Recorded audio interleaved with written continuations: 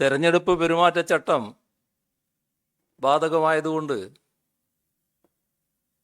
നമ്മുടെ ഔദ്യോഗിക സംവിധാനങ്ങൾ ഉപയോഗിക്കാതെയുള്ള വാർത്താ സമ്മേളനമാണിത്.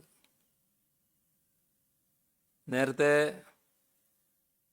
ഔദ്യോഗിക സംവിധാനത്തിലൂടെയുള്ള വാർത്താ സമ്മേളനങ്ങളാണല്ലോ നടത്തി വന്നിരുന്നത്.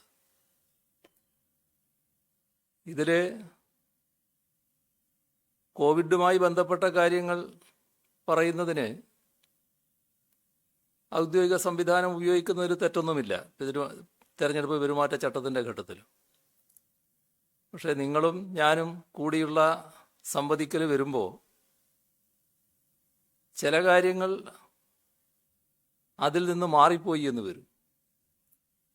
അപ്പം അങ്ങനെ വരുമ്പോൾ ഔദ്യോഗിക സംവിധാനം ഉപയോഗിക്കുന്നത് ശരിയാവില്ല. അതുകൊണ്ടാണ് ഒരു ശങ്കിച്ച് നിന്നത് 2-3 ദിവസം. ഏതായാലും ഔദ്യോഗിക സംവിധാനം ഒഴിവാക്കിയുള്ള വാർത്താ സമ്മേളനമാകുമ്പോൾ പിന്നെ പ്രശ്നമില്ല എന്നാണ് കരുതുന്നത്. ഈ ഘട്ടത്തിൽ ഒരു കാര്യം നാം മനസ്സിലാക്കേണ്ടത്, ഈ തെരഞ്ഞെടുപ്പ് പെരുമാറ്റച്ചട്ടം നിലവിൽ നിൽക്കുന്ന സമയമായതുകൊണ്ട് വാർത്താ സമ്മേളനത്തിന് അതിൻ്റേതായ പരിമിതിയുണ്ട്. പ്രധാനമായും പറയാൻ ഉദ്ദേശിക്കുന്നത് കോവിഡുമായി ബന്ധപ്പെട്ട കോവിഡ് വ്യാപനത്തിൻ്റെ അവസ്ഥയെക്കുറിച്ച് തന്നെയാണ്. ഇന്ന് സംസ്ഥാനത്ത് 2710 പേർക്കാണ് കോവിഡ് ബാധ സ്ഥിരീകരിച്ചത്. കോവിഡ് ബാധിച്ച് 19 പേരാണ് സംസ്ഥാനത്ത് മരണമടഞ്ഞത്. 70,925 പേർ നിലവിൽ ചികിത്സയിലുണ്ട്. 2347 പേർക്ക്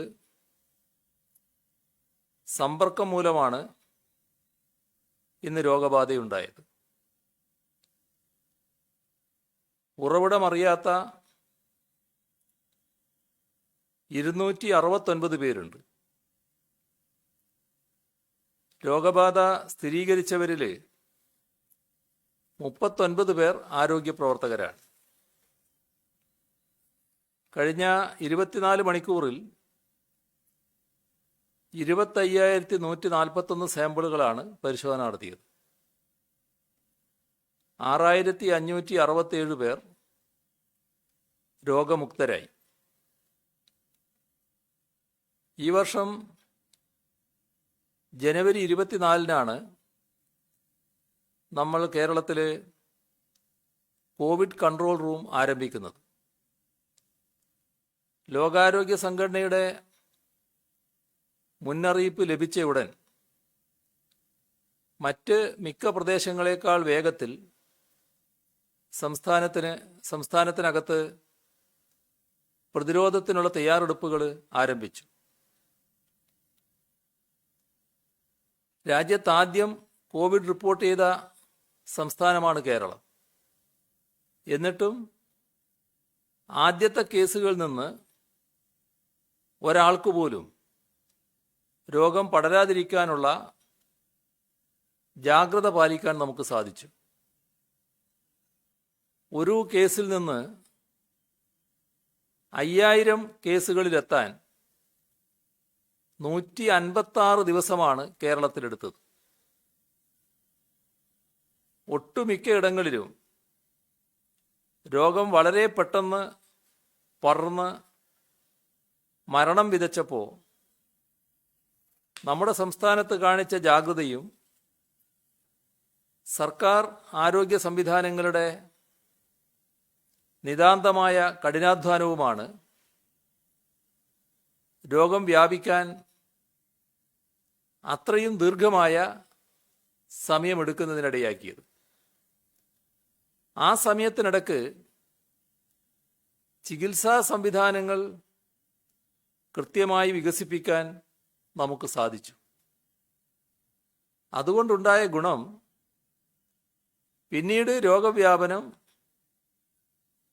ഉച്ചസ്ഥായിയിലെത്തിയപ്പോഴും മരണസംഖ്യ മറ്റു പ്രദേശങ്ങളേക്കാൾ കുറച്ചു നിർത്താൻ നമുക്ക് സാധിച്ചു. സംസ്ഥാനത്ത് പുതുതായി കോവിഡ് ബാധിക്കുന്നവരുടെ എണ്ണം കുറഞ്ഞു വരുന്നുണ്ട്. ദിനംപ്രതി ടെസ്റ്റുകളുടെ എണ്ണത്തിൽ ചെറിയ വ്യത്യാസങ്ങളും ഓരോ ദിവസവും ഓരോ ജില്ലയിൽ പോസിറ്റീവാകുന്നവരുടെ എണ്ണത്തിൽ ഏറ്റക്കുറച്ചിലുകളും ഉണ്ടാകുന്നുണ്ട്. അതുകൊണ്ട് ഒരാഴ്ചയിൽ എത്ര പേർ പുതുതായി രോഗികളായി എന്നും എത്ര പേർ രോഗവിമുക്തി നേടിയെന്നുമുള്ള കണക്കുകളാണ് കോവിഡ് വ്യാപനത്തിൻ്റെ തോത് ശാസ്ത്രീയമായി മനസ്സിലാക്കാൻ പരിഗണിക്കുന്നത്.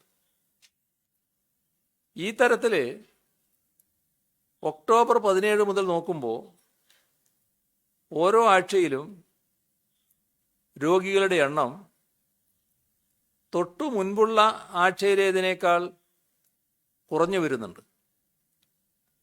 ഈ പ്രവണത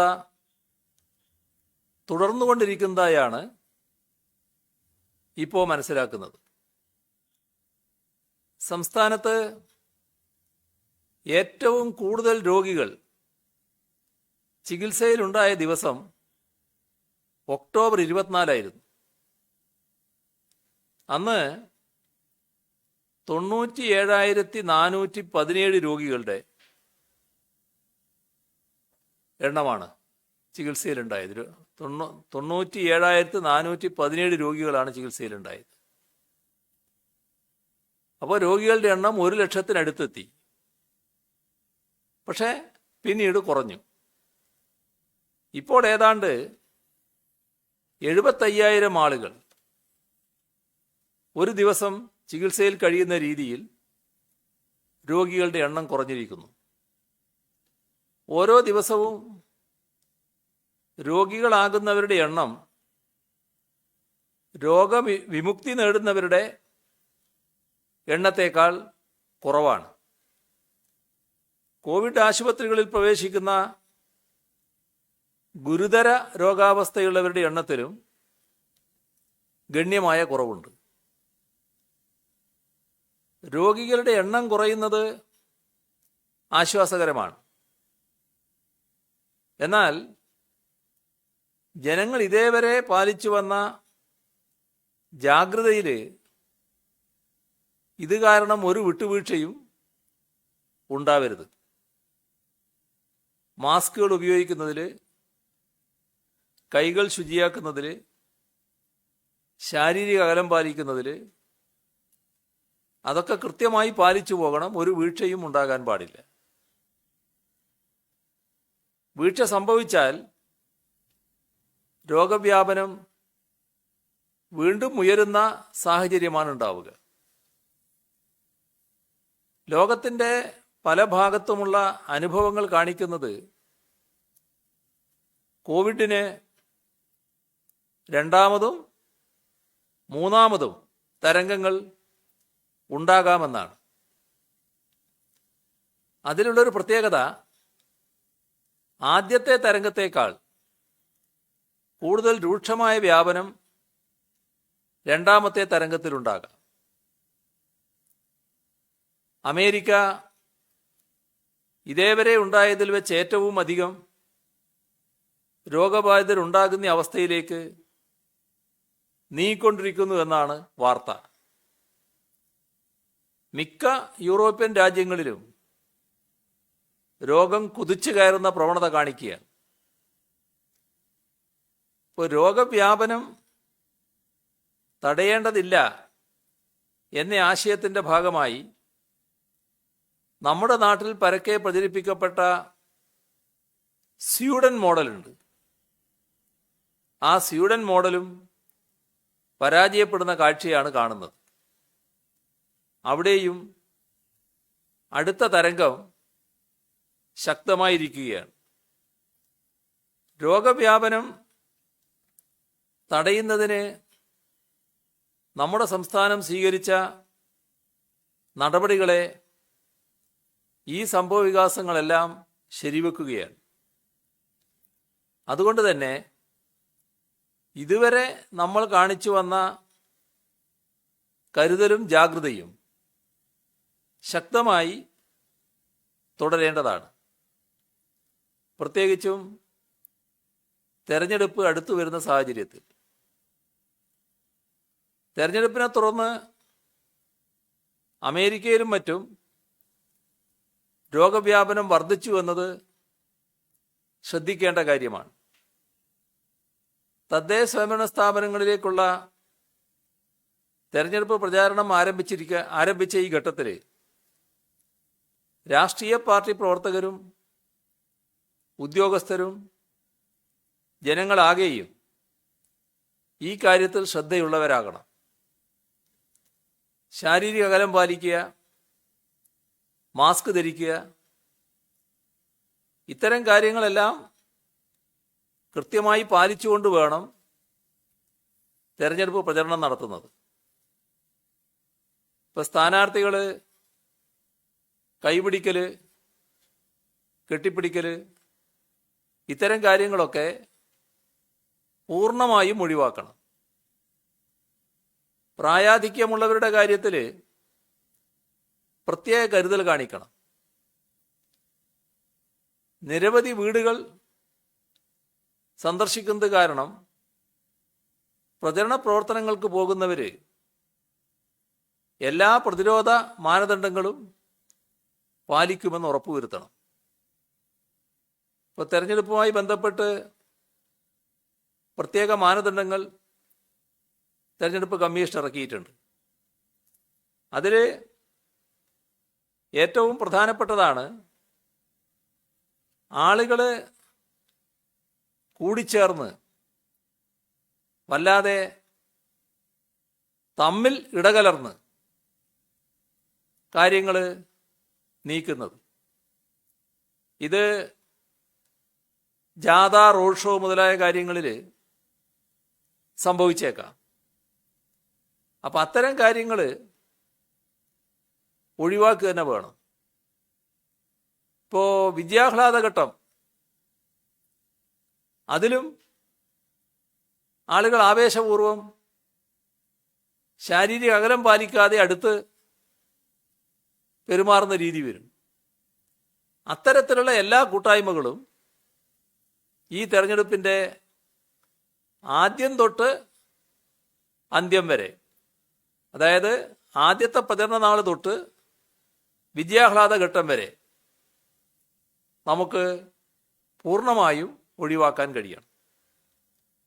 എന്നാൽ യോഗം ചേരുക, യോഗം ചേരുന്നതിന് തമ്മിൽ അധികം ഇടകലർന്ന് അങ്ങനെ നിൽക്കേണ്ട കാര്യമില്ല. കൃത്യമായി മാനദണ്ഡം പാലിച്ച് മാറി മാറി ഇരുന്നും നിന്നും യോഗത്തിൽ പങ്കെടുക്കാൻ പറ്റും. നിശ്ചിത എണ്ണം, ഒരു യോഗത്തിൽ പങ്കെടുക്കാവുന്നവർ നിശ്ചിത എണ്ണം പ്രഖ്യാപിക്കുന്നുണ്ട്, അത് പാലിക്കണം.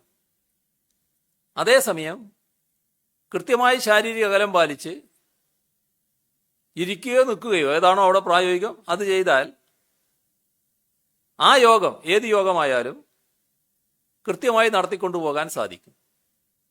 അപ്പം അതായിരിക്കണം നാം സ്വീകരിക്കുന്ന രീതി. മറ്റ് കാര്യങ്ങൾ ശാരീരികമായി കൂടിച്ചേരുന്ന, ഇടകലരുന്ന, തമ്മിൽ ബന്ധപ്പെടുന്ന, ശരീരങ്ങൾ തമ്മിൽ ബന്ധപ്പെട്ട് അടുത്ത് പെരുമാറുന്ന ആ രീതി പൂർണ്ണമായി ഈ തെരഞ്ഞെടുപ്പിൽ പ്രചരണ രംഗത്ത് നമുക്ക് ഒഴിവാക്കാൻ കഴിയണം. ഇപ്പോൾ തെരഞ്ഞെടുപ്പ് കമ്മീഷൻ നൽകിയ നിർദ്ദേശങ്ങളുണ്ട്, ഇനി നൽകാനിടയുള്ള നിർദ്ദേശങ്ങളുമുണ്ട്. അവയെല്ലാം കൃത്യമായി പാലിച്ചുകൊണ്ടാവണം തെരഞ്ഞെടുപ്പ് പ്രവർത്തനം നടക്കുന്നത്.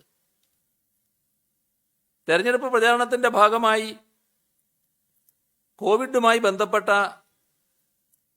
ജാഗ്രതാ സന്ദേശങ്ങൾ കൂടി ഉൾപ്പെടുത്തുന്നത് നല്ലതായിരിക്കും.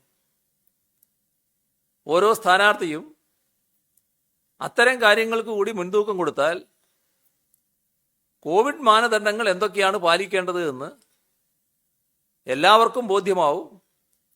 അത് പ്രചരിപ്പിക്കുമ്പോൾ സ്വാഭാവികമായും അത് പാലിക്കുന്നതിന് പ്രചരിപ്പിക്കുന്നവർ നല്ല മുൻകൈ എടുക്കുകയും ചെയ്യും. കോവിഡ് രോഗികളുടെ എണ്ണം കുറഞ്ഞു വരുന്ന സാഹചര്യം സന്തോഷകരമായതാണ്. എന്നാൽ ആരോഗ്യ പ്രവർത്തകർക്ക് ഇതിൻ്റെ ഭാഗമായി ഏതെങ്കിലും തരത്തിലുള്ളൊരു വിശ്രമാവസരം കിട്ടുന്നില്ല. അവർ മറ്റാരോഗ്യ പ്രശ്നങ്ങളിൽ കൂടുതൽ ശ്രദ്ധ കേന്ദ്രീകരിക്കേണ്ടി വരുന്നു. അമ്മമാരുടെയും കുഞ്ഞുങ്ങളുടെയും ആരോഗ്യം, പ്രതിരോധ കുത്തിവയ്പ്പുകൾ, മറ്റ് പകർച്ചവ്യാധികളുടെ നിയന്ത്രണം, പകർച്ചേതര വ്യാധികളുടെ പ്രതിരോധം, ഇത്തരത്തിലുള്ള പ്രവർത്തനങ്ങൾക്ക് ആരോഗ്യ പ്രവർത്തകർ കൂടുതൽ ശ്രദ്ധ നൽകുന്ന നിലയുണ്ടാവണം. കോവിഡ് രോഗവിമുക്തി നേടിയതിനു ശേഷവും ശാരീരിക അവശതകൾ തുടരുന്ന പോസ്റ്റ് കോവിഡ് സിൻഡ്രോം, ഇത്തരമൊരു സ്ഥിതിവിശേഷം പലരിലും കാണുന്നുണ്ട്. ഇത് ചെറിയ ശതമാനമേ ഉള്ളൂ. പക്ഷേ കൊച്ചു കുഞ്ഞുങ്ങളിലും പോസ്റ്റ് കോവിഡ് സിൻഡ്രോം കാണുന്നുണ്ട്. അതുകൊണ്ട് കോവിഡ് രോഗം മാറിയ ആളുകൾ വളരെയധികം ശ്രദ്ധ തുടരേണ്ടതാണ്. സർക്കാർ ആരംഭിച്ച പോസ്റ്റ് കോവിഡ് ക്ലിനിക്കുകളുണ്ട്. അവയുടെ സേവനം ആവശ്യമുള്ളവരെല്ലാം ഉപയോഗിക്കണം. ഇതോടൊപ്പം തന്നെ മതപരമായ ആഘോഷങ്ങൾ, തീർത്ഥാടനങ്ങൾ, ഇതെല്ലാം വഴി ഉണ്ടാകുന്ന വലിയ ആൾക്കൂട്ടങ്ങൾ കോവിഡ് വ്യാപനത്തിന് കാരണമായി തീർന്ന ഒട്ടനവധി സംഭവങ്ങൾ ലോകമെമ്പാടുമുണ്ട്. കർക്കശമായ രീതിയിൽ കോവിഡ് പ്രോട്ടോകോൾ നടപ്പാക്കിയിട്ടും തിരുപ്പതി ക്ഷേത്രത്തിൽ കോവിഡ് വ്യാപനം ഉണ്ടായ അനുഭവം നമ്മുടെ മുന്നിലുണ്ട്. രാജ്യത്തിൻ്റെ വിവിധ ഭാഗങ്ങളിലുള്ളവർ എത്തിച്ചേരുന്ന സ്ഥലങ്ങളായതുകൊണ്ട് അവിടങ്ങളിൽ നിന്നും രാജ്യം ഒട്ടുക്കും രോഗവ്യാപനം ഉണ്ടാകുമെന്ന അപകടവും നാം മനസ്സിലാക്കേണ്ടതായിട്ടുണ്ട്. ഈ വസ്തുതകളെല്ലാം കണക്കിലെടുത്തുകൊണ്ട് വേണം നാം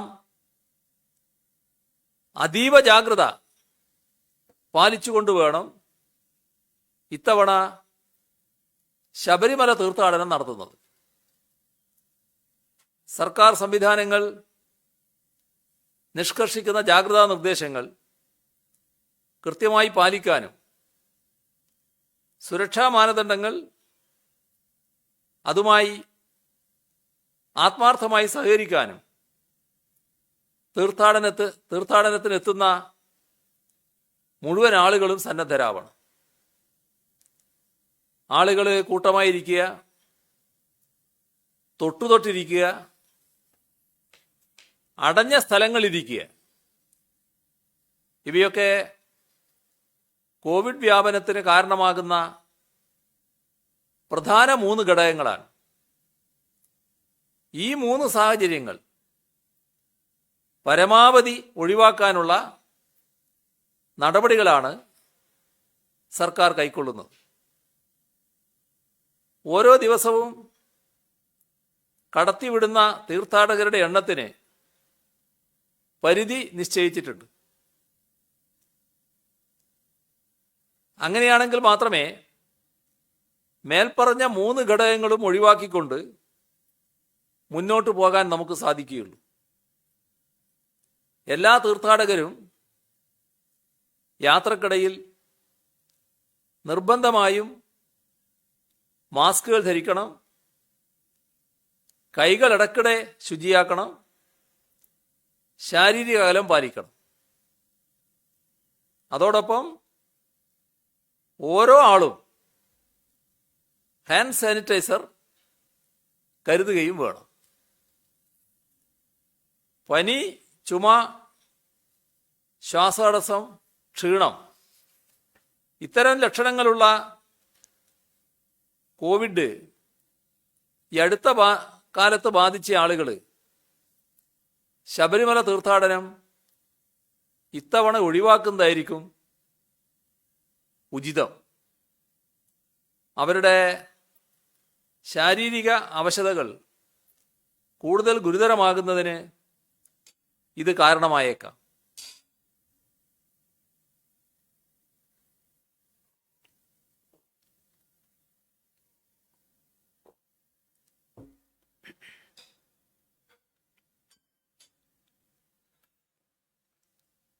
നിലക്കലെത്തുന്നതിന് 24 മണിക്കൂർ മുൻപെടുത്ത കോവിഡ് നെഗറ്റീവ് സർട്ടിഫിക്കറ്റ് തീർത്ഥാടകർ ഹാജരാക്കേണ്ടതാണ്.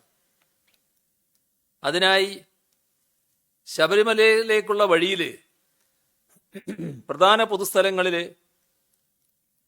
അംഗീകൃത കിയോസ്കുകൾ സ്ഥാപിച്ചിട്ടുണ്ട്. അവയുടെ സേവനം ഉപയോഗപ്പെടുത്താവുന്നതാണ്. ആന്റിജൻ ടെസ്റ്റ് നെഗറ്റീവ് ആയാൽ പോലും കോവിഡ് രോഗസാധ്യത 100% തള്ളിക്കളയാൻ സാധിക്കില്ല.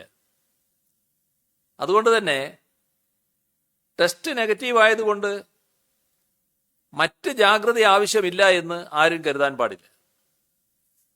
നിർബന്ധമായും എല്ലാ ജാഗ്രതാ നിർദ്ദേശങ്ങളും പാലിക്കണം. ശബരിമലയിൽ എത്തിയാൽ തീർത്ഥാടകര്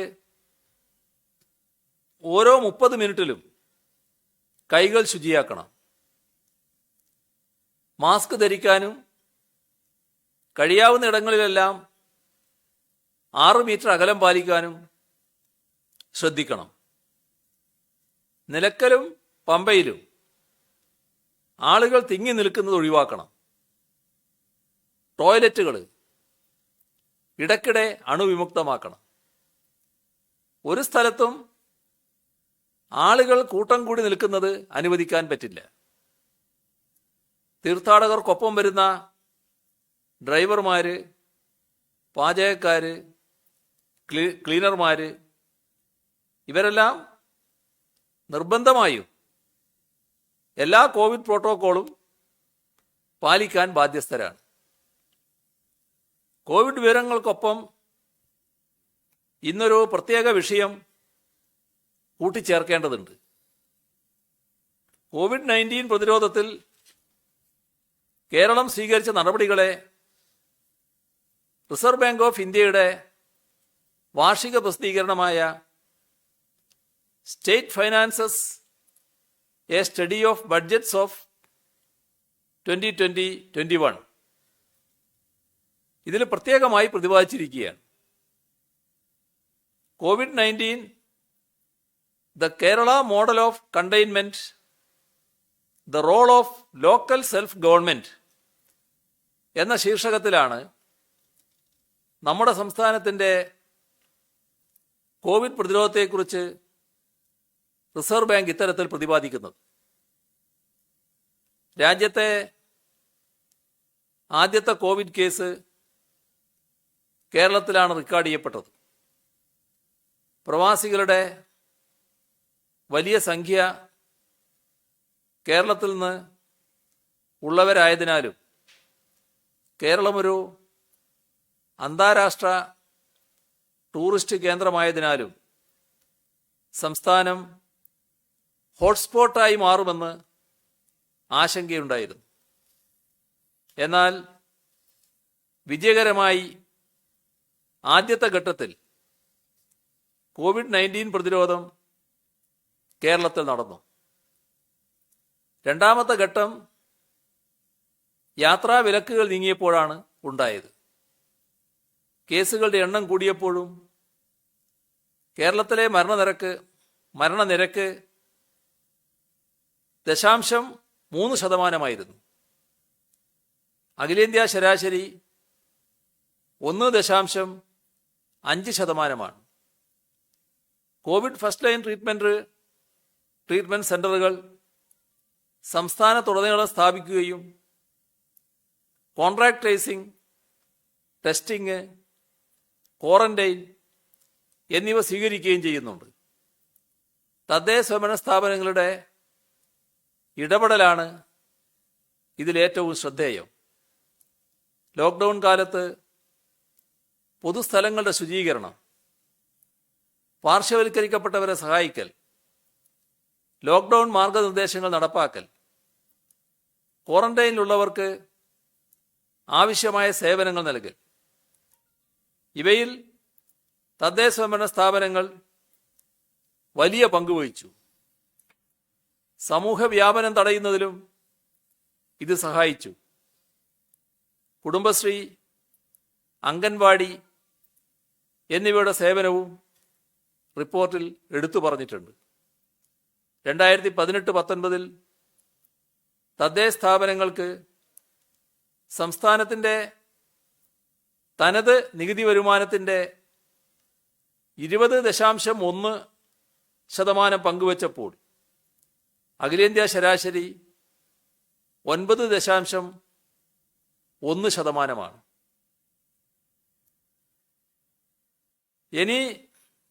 ഇന്ന് നിങ്ങളോട് പങ്കുവെക്കാനുള്ള മറ്റൊരു സംഗതി ഗെയിൽ പൈപ്പ് ലൈനിൻ്റെ പൂർത്തീകരണമാണ്. കൊച്ചി മാംഗ്ലൂര് ഗെയിൽ പ്രകൃതിവാതക പൈപ്പ് ലൈൻ, ആ പദ്ധതിയുടെ കേരളത്തിലെ പൈപ്പിടൽ പൂർത്തിയായ വിവരം സന്തോഷപൂർവ്വം അറിയിക്കുകയാണ്. ഈ സർക്കാർ ഏറ്റെടുത്ത വലിയൊരു വെല്ലുവിളിയായിരുന്നു ഈ പൈപ്പ് ലൈൻ സ്ഥാപിക്കൽ. അവസാന കടമ്പയായ കാസർഗോഡ് ചന്ദ്രഗിരി പുഴക്ക് കുറുകെ 1.5 കിലോമീറ്റർ ദൂരത്തിൽ പൈപ്പ് ലൈൻ ശനിയാഴ്ച രാത്രി സ്ഥാപിച്ചു. ഒരാഴ്ചക്കുള്ളിൽ മാംഗ്ലൂരിലെ വ്യവസായശാലകളിൽ വാതകമെത്തും. ഗെയിൽ പൈപ്പ് ലൈൻ കേരളത്തിലൂടെ കടന്നു പോകുന്നത് 510 കിലോമീറ്ററാണ്. ഇതിൽ 470 കിലോമീറ്റർ ലൈൻ സ്ഥാപിച്ചത് ഈ സർക്കാരിൻ്റെ കാലത്താണ്.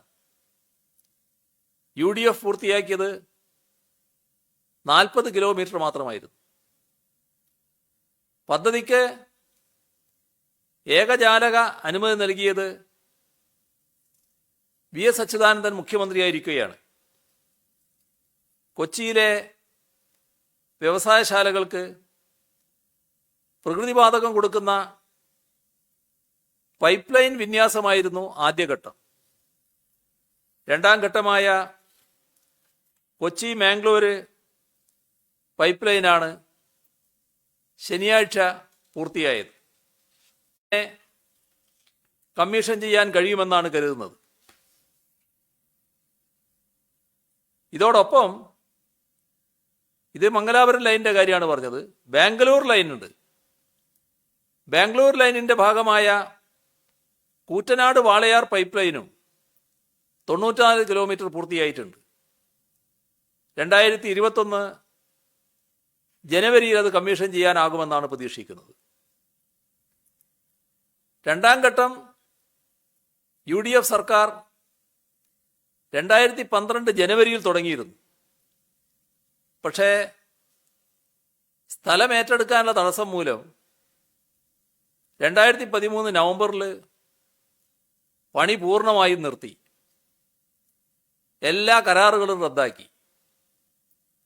പദ്ധതിയുമായി മുന്നോട്ടു പോകാൻ സാധ്യമല്ലെന്ന് ബോധ്യപ്പെട്ട ഗെയിൽ 2015 പിൻവാങ്ങാനും ഒരുങ്ങി. 2016 LDF സർക്കാർ അധികാരത്തിൽ വരുന്നത്. നിലവിലുള്ള ഭൂമിയുടെ നഷ്ടപരിഹാരം ഇരട്ടിയാക്കി. സ്ഥലമേറ്റെടുപ്പ് വേഗത്തിലാക്കി. തുടർന്ന് ഗെയിൽ കൊച്ചി മുതൽ മംഗലാപുരം വരെയുള്ള 7 സെക്ഷനിൽ പുതിയ കരാർ കൊടുത്ത് നിർമ്മാണം പുനരാരംഭിച്ചു. പദ്ധതി നിരീക്ഷിക്കാൻ പ്രത്യേക പ്രോജക്റ്റ് സെല്ലും രൂപീകരിച്ചു. 2019 ജൂണിൽ തൃശൂർ വരെയും 2020 ആഗസ്റ്റിൽ കണ്ണൂർ വരെയും ഗ്യാസ് എത്തി. 5751 കോടി രൂപ ചെലവുള്ള പദ്ധതി മുഴുവൻ ശേഷിയിൽ പ്രവർത്തിച്ചാൽ നികുതി വരുമാനം 500 മുതൽ 720 കോടി വരെ ലഭിക്കാമെന്നാണ് കണക്കാക്കിയിട്ടുള്ളത്. വാഹനങ്ങൾക്ക് കംപ്രസ്ഡ് നാച്ചുറൽ ഗ്യാസ് CNG ലഭിക്കുന്നതോടെ ഇന്ധന ചെലവ് ശരാശരി 20% കുറയും. പദ്ധതി പൂർത്തീകരിക്കുമെന്ന LDFന്റെ പ്രകടന പത്രികയിലെ വാഗ്ദാനം കൂടിയാണ് നടപ്പാക്കുന്നത്. പൈപ്പ്ഡ് നാച്ചുറൽ ഗ്യാസ് PNG വീടുകളുടെ അടുക്കളകളിലും സ്ഥാപനങ്ങളിലും, കംപ്രസ്ഡ് നാച്ചുറൽ ഗ്യാസ് CNG പമ്പുകളിലും ലഭ്യമാക്കുന്നതാണ് സിറ്റി ഗ്യാസ് പദ്ധതി. ചരിത്ര നേട്ടം എന്ന് തന്നെ വിശേഷിപ്പിക്കാവുന്ന ഈ പദ്ധതി യാഥാർത്ഥ്യമാക്കാൻ പ്രയത്നിച്ച ഒട്ടേറെ പേരുണ്ട്. അതിൽ നേരത്തെ പറഞ്ഞതുപോലെ 510 കിലോമീറ്റർ, 1.5 കിലോമീറ്റർ ഒഴികെയുള്ള ഭാഗമെല്ലാം പൂർത്തിയായി. ഏതാനും ആഴ്ചകൾ കൊണ്ട് പൂർത്തിയാകുമെന്ന് കണക്കാക്കി കാത്തിരിപ്പ് തുടങ്ങിയിട്ട് കുറേ മാസങ്ങളായി. അങ്ങനെ ഇത് പൂർത്തിയാകുന്നില്ല. അങ്ങനെ വന്നപ്പോൾ മുഖ്യമന്ത്രി എന്ന നിലക്ക് പ്രധാനമന്ത്രിക്ക് ഒരു കത്തയച്ചു.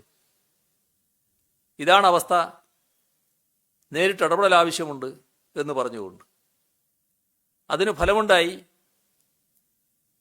ഗെയിലിൻ്റെ പ്രധാനപ്പെട്ട ഒരു ഉദ്യോഗസ്ഥൻ ഇവിടെ വന്ന് ക്യാമ്പ് ചെയ്ത് പണി പൂർത്തിയാക്കിയാലേ ഇവിടുന്ന് പോകാവൂ എന്ന നിർദ്ദേശത്തോടെ വന്നു എന്നാണ് ഞാൻ മനസ്സിലാക്കുന്നത്.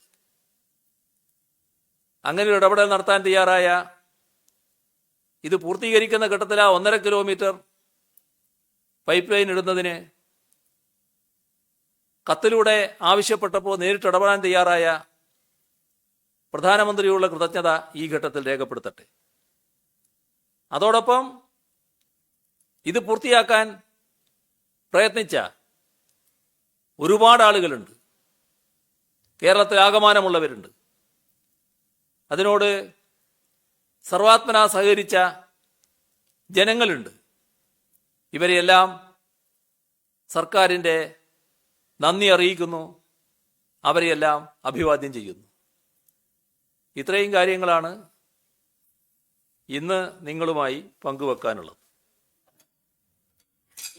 നിങ്ങൾ പറയുമ്പോൾ ആരാണെന്ന് ഏതിൽ നിന്നാണെന്ന് മനസ്സിലാകാൻ പറയാൻ പറ്റുമെങ്കിൽ ഇന്ന സ്ഥാപനത്തിൽ നിന്നാണെന്ന് പറഞ്ഞാൽ തിരക്കേടില്ല. അത് ഇങ്ങനെ രീതിത്താണല്ലോ നമ്മൾ ഇരിക്കുന്നത്. ഓ ചില വിവാദങ്ങൾ ഇതിനോടൊപ്പം തന്നെ ഉയർന്നുണ്ട്.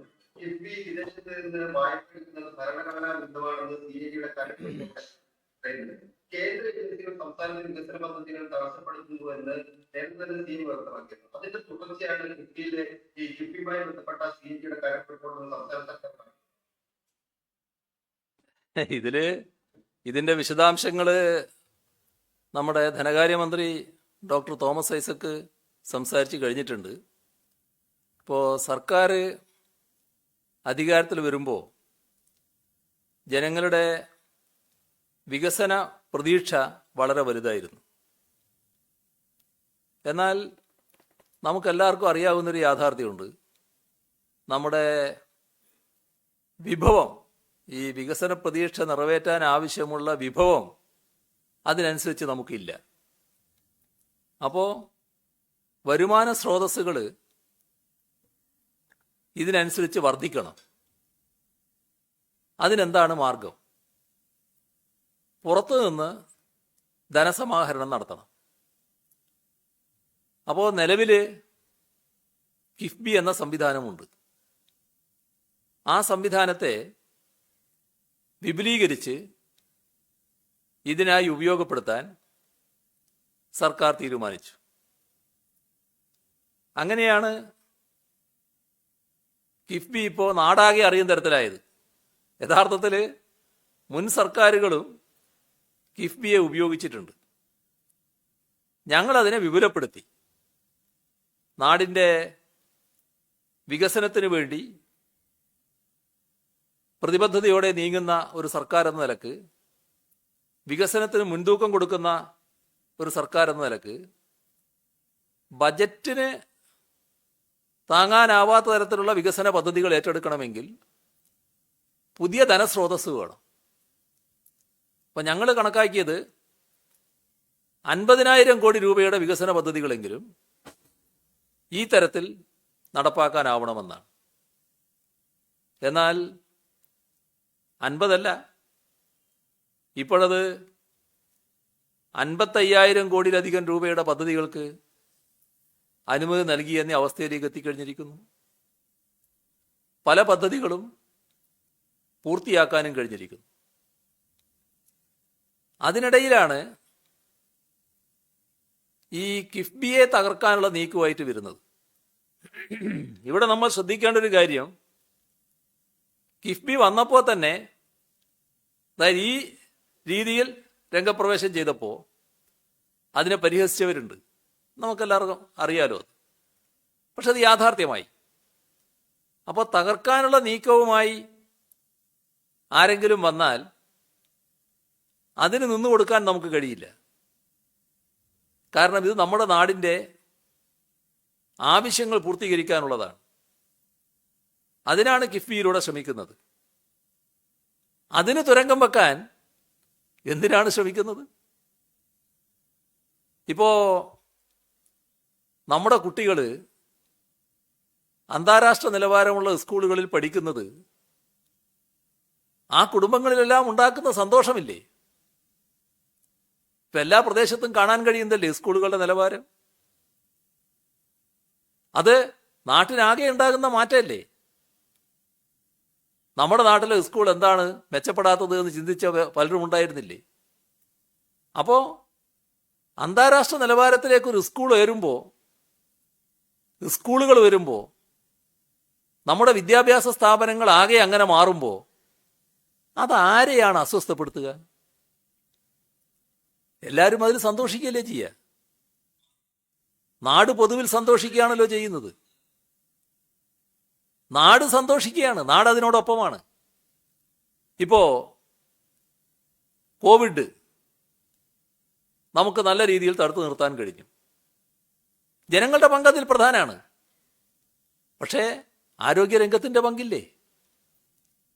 ആരോഗ്യരംഗത്തിൻ്റെ പങ്ക് എന്ന് പറയുമ്പോൾ ആരോഗ്യ സ്ഥാപനങ്ങളുടെ ശേഷിയുടെ കാര്യമില്ലേ? നമ്മുടെ പ്രൈമറി ഹെൽത്ത് സെൻ്ററുകൾ കുടുംബാരോഗ്യ കേന്ദ്രങ്ങളായപ്പോൾ വന്ന മാറ്റമില്ലേ? താലൂക്ക് ആശുപത്രികൾ മുതൽ മെഡിക്കൽ കോളേജ് ആശുപത്രി വരെയുള്ള ആശുപത്രികളിൽ വന്ന സൗകര്യങ്ങളില്ലേ? ജില്ലാ ആശുപത്രികളും ജനറൽ ആശുപത്രികളും മെഡിക്കൽ കോളേജ് ആശുപത്രികളുമൊക്കെ എത്ര വലിയ സൂപ്പർ സ്പെഷ്യാലിറ്റി സൗകര്യങ്ങളോടെയാണ് ഒരുങ്ങിയിരിക്കുന്നത്.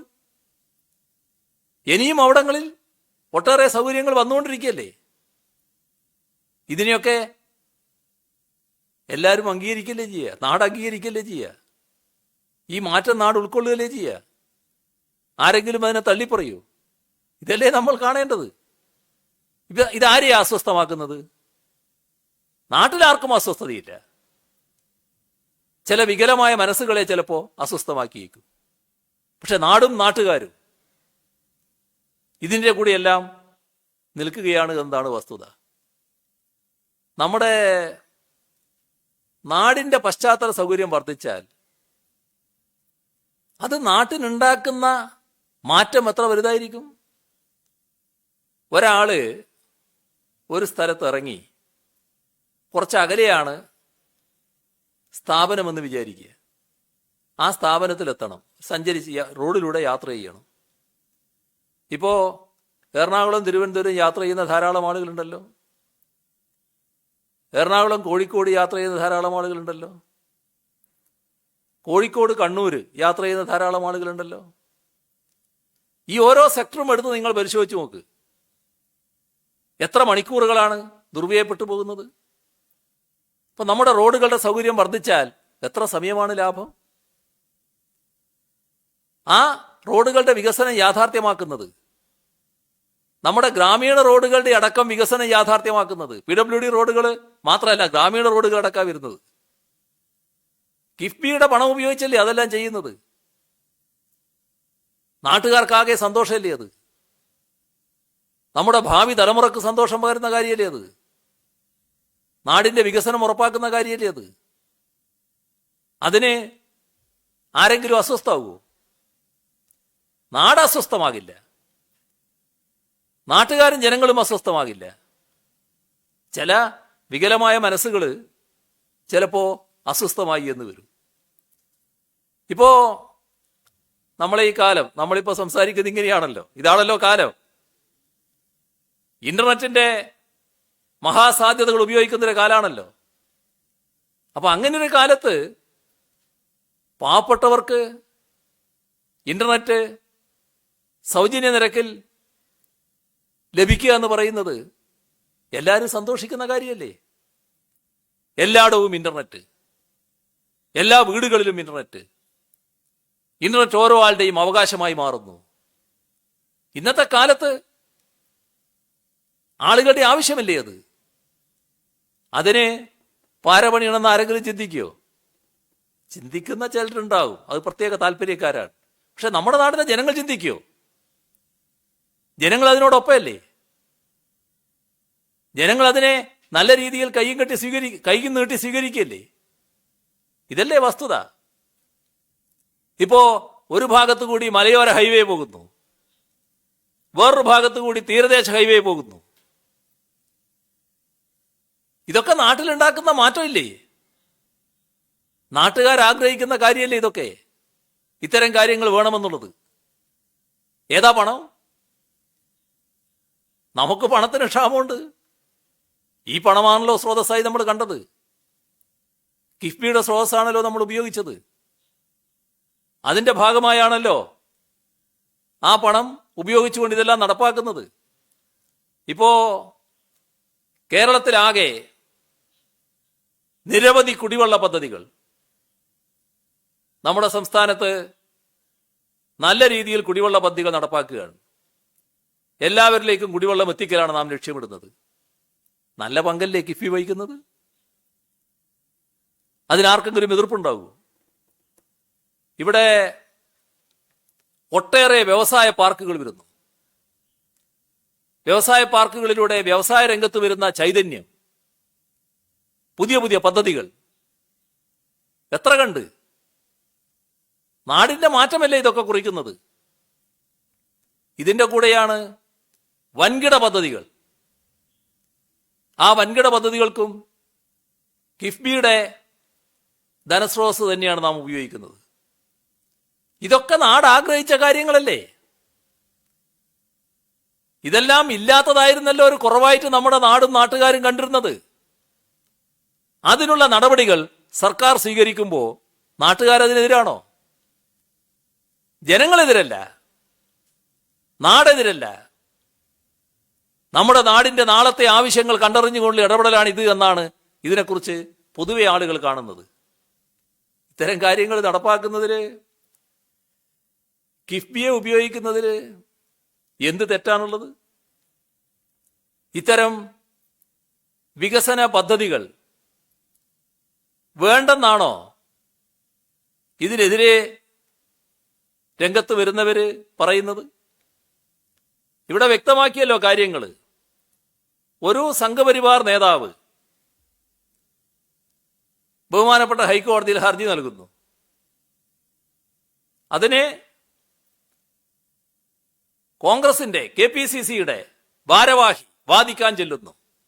നല്ല ഐക്യം. എന്തിനു വേണ്ടി? എന്താണ് ഉദ്ദേശം? കിഫ്ബിയെ പോലെ നമ്മുടെ നാടിന്റെ വികസനത്തിന് വേണ്ടി നല്ല രീതിയിൽ പ്രവർത്തിച്ചുകൊണ്ടിരിക്കുന്ന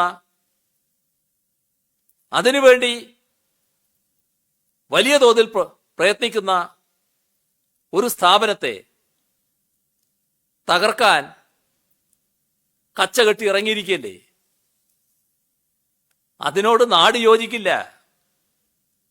ഇപ്പോൾ കിഫ്ബി വിഭാവനം ചെയ്ത പദ്ധതികളുണ്ട്, ഞാൻ ഈ പറഞ്ഞ പദ്ധതികൾ. അതിലേതെങ്കിലും ഒന്ന് വേണ്ട എന്ന് ഇവർക്കാർക്കെങ്കിലും അഭിപ്രായമുണ്ടോ? ഈ നാട്ടിൽ ഒരു പദ്ധതിയും നടപ്പാക്കണ്ട എന്നാണോ അവരെ നാടിനോട് പറയുന്നത്? എന്നാൽ ഒരു കാര്യം പറഞ്ഞാൽ മതി, പ്രതിപക്ഷ നേതാവ് അടക്കമുണ്ടല്ലോ ഈ കൂട്ടത്തിൽ, കിഫ്ബിയുടേതായ പദ്ധതികൾ ഒറ്റയൊന്നും ഞങ്ങളുടേതായ മണ്ഡലത്തിൽ വേണ്ട എന്നൊരു നിലപാടെടുക്കാൻ പറ്റുമോ?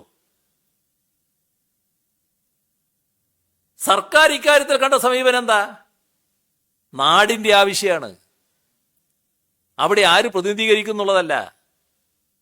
ഇപ്പോൾ സ്കൂള്, ആശുപത്രി, റോഡ്, മറ്റ് വികസന പദ്ധതികൾ, ഇതൊക്കെ അവിടുത്തെ MLA ആര് എന്ന് നോക്കിയല്ല, നാടിന്റെ ആവശ്യമാണ് എന്ന് കണ്ടറിഞ്ഞുകൊണ്ടാണ് ആ പദ്ധതികൾ സാർവത്രികമാക്കിയിട്ടുള്ളത്. എന്റെ നാട്ടിൽ ഇതൊന്നും വേണ്ട എന്ന് ഇവർക്കാർക്കെങ്കിലും പറയാൻ പറ്റുമോ? അങ്ങനെ ഒരു നിലപാടെടുക്കാൻ കഴിയുമോ? അപ്പൊ നമ്മൾ കാണേണ്ടത് ഇവര് കേവലമായ വികസന വിരുദ്ധർ എന്ന നിലക്ക് മാത്രം വിശേഷിപ്പിച്ചാൽ പോരാ. നമ്മുടെ നാട് ഏതെങ്കിലും തരത്തിൽ നന്നാകുന്നത് അതിൽ വല്ലാതെ വെപ്രാളം കാണിക്കുകയാണ്, അതിൽ അസ്വസ്ഥരാവുകയാണ്. അതുണ്ടാകാതിരിക്കുക, അതെങ്ങനെയെങ്കിലും തകർക്കുക. ഇങ്ങനെയൊരു വല്ലാത്തൊരു അസ്വസ്ഥത, അത്യന്തം ഹീനമായ ഒരു മനസ്സ് ഇത്തരം ചുരുക്കം ചില ആളുകളിൽ ഉണ്ടാവുകയാണ്. ഞങ്ങള് കാണിച്ചത് ഇവിടെ നാട് നൽകിയ വാഗ്ദാനമുണ്ട്, അത് വികസനം കൃത്യമായി നടപ്പാക്കുമെന്നുള്ളത് തന്നെയാണ്. അതിനുവേണ്ടി തന്നെയാണ് ഇത് കൊണ്ടുവന്നത്, അതിനുവേണ്ടിയാണ് കിഫ്ബിയെ വിപുലീകരിച്ചത്. അതിന് സുതാര്യമായ മാർഗങ്ങളിലൂടെ നടപടികൾ സ്വീകരിക്കുകയാണ്. അതിനകത്ത് ഏതെങ്കിലും തരത്തിലുള്ള ഒരു തെറ്റും ആർക്കും ചൂണ്ടിക്കാണിക്കാൻ കഴിയുന്നതുമല്ല. അതുകൊണ്ടാണ് നേരത്തെയെല്ലാം ഇത്തരം പരാതികൾ ഉന്നയിക്കാൻ ശ്രമിച്ചെങ്കിലും പിൻവലിച്ചു പോകേണ്ടി വന്നിട്ടുമുള്ളത്. അതാണ് കിഫ്ബിയുമായി ബന്ധപ്പെട്ട് എനിക്ക് ചൂണ്ടിക്കാണിക്കാനുള്ള കാര്യം. ആരെങ്കിലും ഒരാൾ പറഞ്ഞാൽ നല്ലതായിരിക്കും, എല്ലാവരും കൂടി ഒന്നിച്ചു പറഞ്ഞാൽ.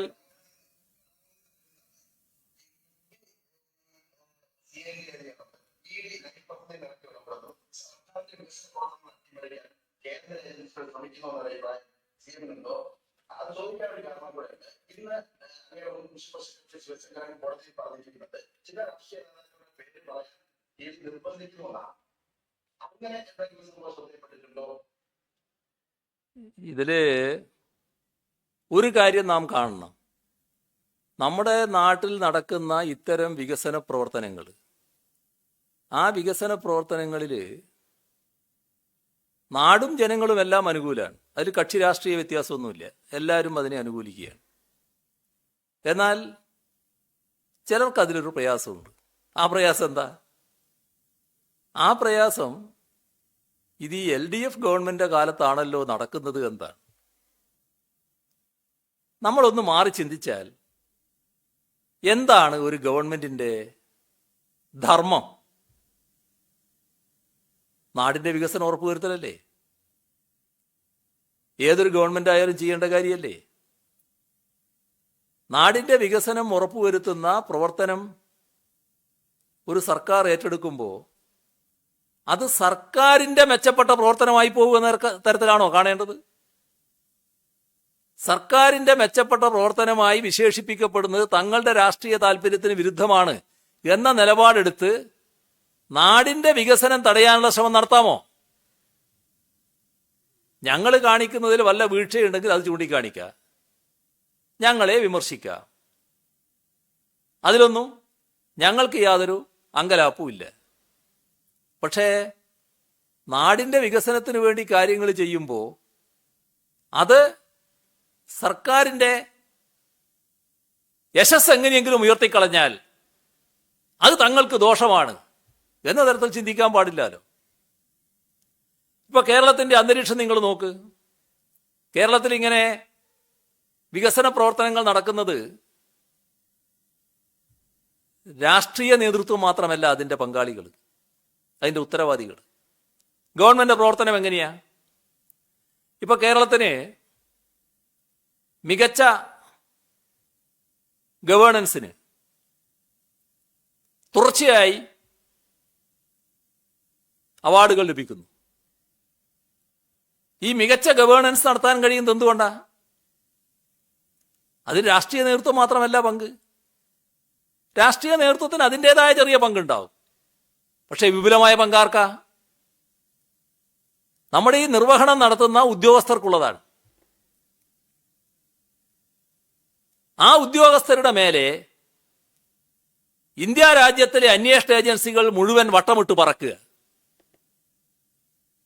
ഇന്ത്യ രാജ്യത്തിലെ ഒരു ഏജൻസി ഒഴികെ ബാക്കി എല്ലാവരും ഇവിടെ ഉണ്ട് എന്നാണ് തോന്നുന്നത്.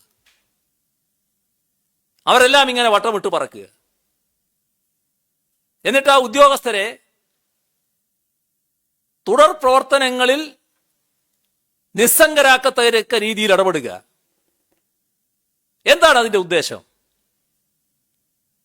അതാണ് നാം കാണേണ്ടത്. അവരുടെ മുന്നിൽ വന്ന ഏതെങ്കിലും കാര്യങ്ങൾ വെച്ചുകൊണ്ടല്ല ചെയ്യുന്നത്. ഇവിടെ നിങ്ങൾ പറഞ്ഞ ഓരോ ഉദാഹരണം എടുത്താലും അതാണ് കാണാൻ കഴിയുക. ഇപ്പൊ ലൈഫ് പദ്ധതി കൊണ്ട് നാട്ടിൽ ഗുണം കിട്ടുന്നത് ആർക്കാ? പാവപ്പെട്ട, വീടില്ലാത്ത, വീടൊരു സ്വപ്നമായിക്കൊണ്ട് മണ്ണടിഞ്ഞു പോകുന്ന അനേക ലക്ഷം ആളുകൾക്ക്. ഇപ്പോഴും അതിന്റെ പ്രവർത്തനം കൃത്യമായി നടന്നുകൊണ്ടിരിക്കുകയാണ്. എന്തിനാണ് അതിന്റെ മേക്കിട്ട് കയറാൻ വരുന്നത്? അതിന്റെ ചുമതലക്കാരനെ ഒന്നിനു പുറകെ വിളിച്ചുകൊണ്ടിരിക്കുന്നത് എന്തിനാണ്? എന്ത് കാര്യത്തിനാണ് ചോദ്യം ചെയ്യുന്നത്? എന്താണ് അതിൻ്റെയൊക്കെ ഉദ്ദേശം? അതിന്റെ പുറകെ വരുന്നു കെ ഫോണിനെ പറ്റി അറിയണം. എന്താണ് കെ ഫോൺ? നാട്ടിലെ യുവാക്കൾ താല്പര്യപൂർവ്വം കാത്തിരിക്കുകയാണത് യാഥാർത്ഥ്യമാകാൻ. നാടിന്റെ യുവതയുടെ പ്രതീക്ഷയാണത്. കേരളമാകെ സകല വീടുകളിലും സകല സ്ഥാപനങ്ങളിലും ഇന്റർനെറ്റ് കണക്ഷൻ ഒരുക്കി കൊടുക്കുന്നു. ചിലർക്കത് പ്രയാസം ഉണ്ടാക്കും. ആ പ്രയാസം ഉണ്ടാകുന്ന ചിലരുണ്ടാകും. ചില നിക്ഷിപ്ത താല്പര്യക്കാരുണ്ടാകും. ആ നിക്ഷിപ്ത താല്പര്യം എങ്ങനെ നമ്മുടെ രാജ്യത്തിലെ ഒരു അന്വേഷണ ഏജൻസിക്ക് വരും? അതല്ലേ പ്രശ്നം. എന്തു വകയാണ് അവര് അതിലിടപെടാൻ പോകുന്നത്? എന്താണ് അവർക്കുള്ള സംശയം? ഈ പറയുന്ന കിഫ്ബിയുടെ ധനമാണ് അതിനുപയോഗിക്കുന്നത്. അതുമായി ബന്ധപ്പെട്ട് നമ്മുടെ രാജ്യത്തെ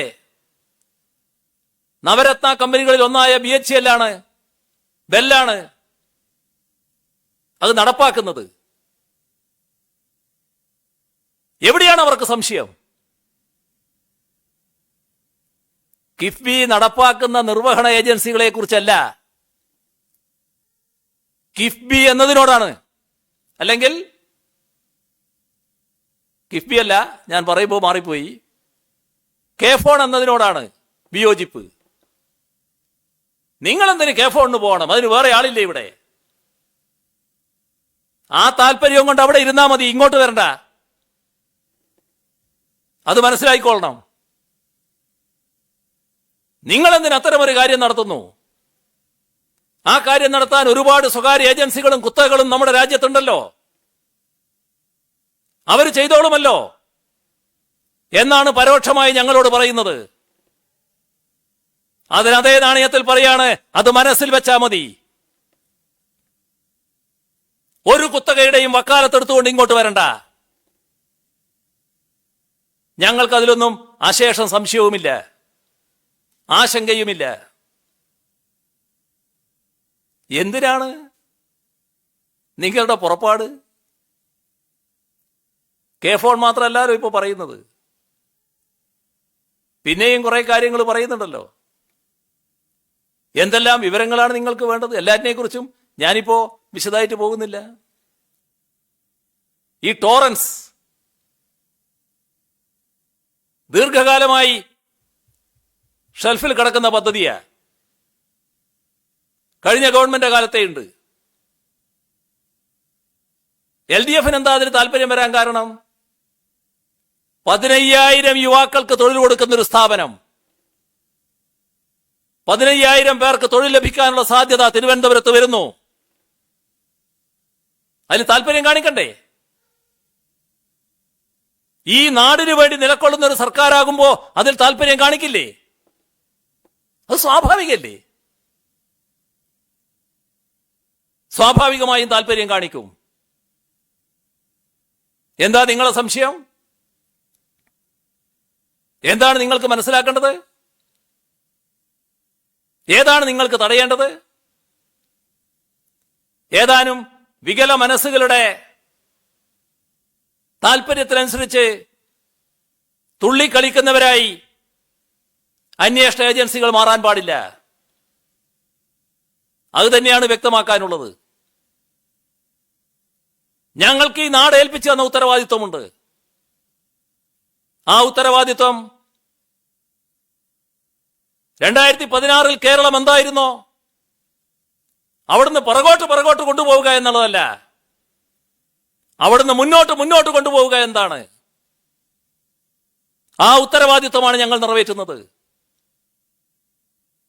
ആ ഉത്തരവാദിത്വം നിറവേറ്റുന്നതിനോട് രാഷ്ട്രീയമായ വിയോജിപ്പുള്ളവരുണ്ടാകാം. ആ രാഷ്ട്രീയമായ വിയോജിപ്പുള്ളവരുടെ ആ അല്പമനസ്സുകളുടെ കൂടെയല്ല അന്വേഷണ ഏജൻസികൾ നിൽക്കേണ്ടത്. അത് തിരിച്ചറിയാൻ അവർക്ക് സാധിക്കണം. ഞങ്ങളുടേതായ ഉത്തരവാദിത്വം, ഈ നാട് ഏൽപ്പിച്ച ഉത്തരവാദിത്വം, ജനങ്ങളെ ഏൽപ്പിച്ച ഉത്തരവാദിത്വം, അത് കൃത്യമായി തന്നെ നിറവേറ്റും, ഇനിയും നിറവേറ്റും എന്നുള്ളത് തന്നെയാണ് പറയാനുള്ളത്. പിന്നെ ശിവശങ്കർ എന്തു പറഞ്ഞു, എന്താണ് അദ്ദേഹത്തിന്റെ മൊഴി എന്ന കാര്യമൊന്നും എനിക്ക് പറയാൻ കഴിയുന്ന കാര്യമല്ല.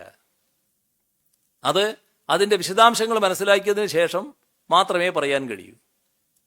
എങ്കിലും മാധ്യമങ്ങൾ റിപ്പോർട്ട് ചെയ്തതായിട്ട് കാണുന്നത് രാഷ്ട്രീയ നേതാക്കളെക്കുറിച്ച് പറയാൻ വേണ്ടി നിർബന്ധിച്ചു എന്നൊക്കെയാണ്. അത്തരം കാര്യങ്ങളിലേക്ക് ഇപ്പം ഞാൻ കടക്കുന്നില്ല. അത് നമുക്ക് പിന്നീടൊരവസരത്തിലാകാം. ഇന്ന് നമ്മുടെ സമയവും തീരുന്നു. നമുക്ക് പിന്നീടൊരവസരത്തിൽ കാണാം.